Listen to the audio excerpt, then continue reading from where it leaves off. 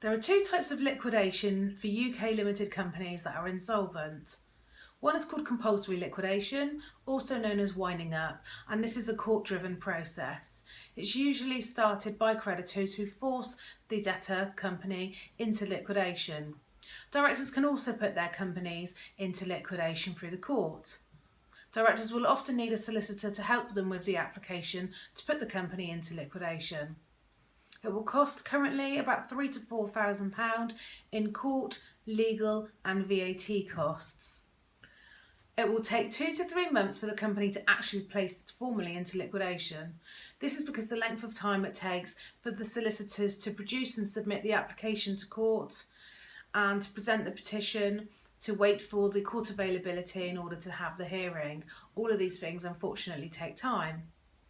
Sometimes this can be of no bearing to the directors, however other times there might perhaps be employees that are entitled to claim monies from the government scheme known as the Redundancy Payments Office or the Insolvency Service and claim their monies.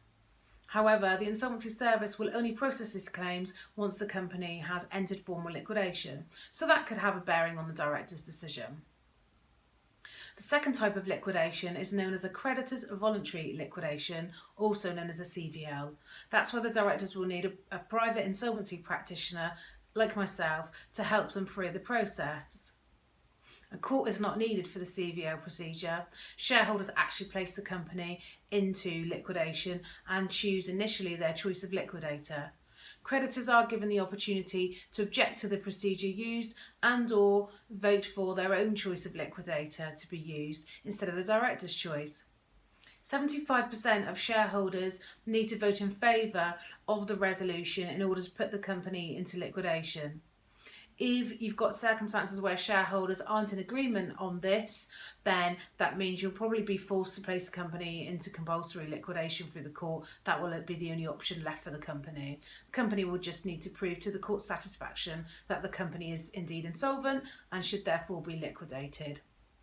Depending on how proactive the directors are, a CVL can actually be dealt with within 2 to 3 weeks. So it's a lot quicker than the compulsory liquidation and therefore speeds up the process and, amongst other things, will help the employees claim their monies back from the government a lot quicker.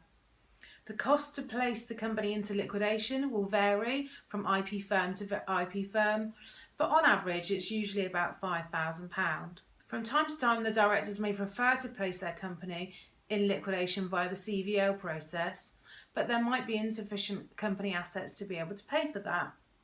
In those circumstances, some IPs out there will be willing to reduce their fee and may also be willing to allow the directors to personally pay for the liquidation costs over a deferred period of time. That will then give them some breathing space so they can liquidate the company now and deal with the insolvency of the company and worry about the costs and the payment later. Directors are also entitled to claim monies back from the government scheme if they fit the criteria, and they can use those monies to offset the cost of liquidation.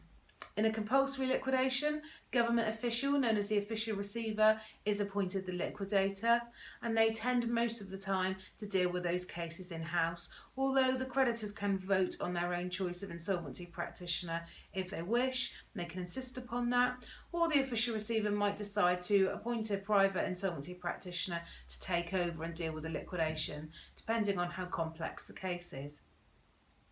In a voluntary liquidation, the insolvency practitioner will become the liquidator.